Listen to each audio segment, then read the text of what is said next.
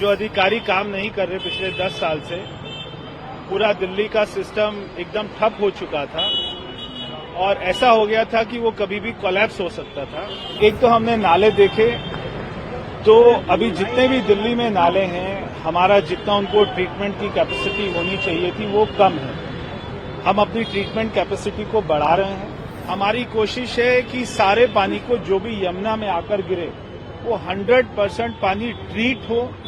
जितने भी एसटीपी लगे हुए हैं उनकी भी जांच होगी। बहुत सारी समस्याएं हैं, एक नहीं है, जहां देखो समस्या ही समस्या है, मगर हमने भी ठान लिया है कि हम भी अपनी मेहनत में कोई कमी नहीं छोड़ेंगे और अधिकारियों के साथ में इन्हीं अधिकारियों से ही काम करवाएंगे। जो अधिकारी काम नहीं कर रहे पिछले 10 साल से, पूरा दिल्ली का सिस्टम एकदम ठप हो चुका था और ऐसा हो गया था कि वो कभी भी कोलैप्स हो सकता था। हम इन्हीं अधिकारियों से ही काम कराएंगे। हम भी, आप देख रहे हैं कि 20-20 घंटे सारे मंत्री सारे सड़क के ऊपर हैं, पूरी सरकार सड़क के ऊपर है। अधिकारियों को एकदम सख्त से सख्त हमने निर्देश दिए हैं, बिल्कुल ढिलाई बर्दाश्त नहीं होगी। जो चला आ रहा था सिस्टम को बदलना पड़ेगा और सारी समस्या को ठीक करेंगे। हम भी कोई कसर नहीं छोड़ेंगे। मानसून की तैयारी के बारे में थोड़ी सी जानकारी देंगे कि कहाँ आपको दिख रहा है कि यहाँ पे काम होना चाहिए? देखिए, एक तो हमने नाले देखे, तो अभी जितने भी दिल्ली में नाले हैं, हमारा जितना उनको ट्रीटमेंट की कैपेसिटी होनी चाहिए थी वो कम है। हम अपनी ट्रीटमेंट कैपेसिटी को बढ़ा रहे हैं। हमारे आसपास के जो राज्य हैं, यूपी है, हरियाणा है, वहां से जो नाले आ रहे हैं, वहां के मुख्यमंत्रियों से भी मेरी बात हुई है ताकि उनका पानी भी, जो उनके इलाकों से इंडस्ट्रीज का पानी आ रहा है, वहां पे एसटीपी प्लांट भी होने चाहिए। जो भी राज्य की सरकार उसको गंदा कर रही है, वो उसमें अपना पैसा खर्च होना चाहिए। सारा पानी यमुना में आकर गिरता है।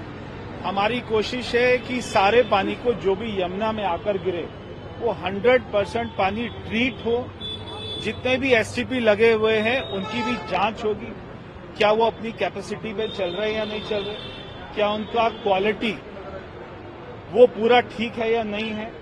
मैं एक एक एसटीपी पे स्वयं जा रहा हूं और जो भी वहां पे ढिलाई अगर होगी तो उस अधिकारी के ऊपर में सख्त से सख्त हम लोग कार्रवाई भी करें। सर, विजेंद्र गुप्ता जी ने एक लेटर लिखा है मुख्य सचिव को कि अधिकारी जो है वो ना तो फोन उठा रहे हैं विधायकों का, ना मैसेज का रिप्लाई दे रहे हैं, ना लेटर मीटिंग्स में आ रहे हैं। क्या उसको लेकर के आप कुछ कहेंगे कि क्या इस तरीके का मामला संज्ञान? सारे अधिकारियों की खाल वो पिछले 10 साल में मोटी हो गई है, तो उनकी चर्बी को हम लोग जो है निकालेंगे।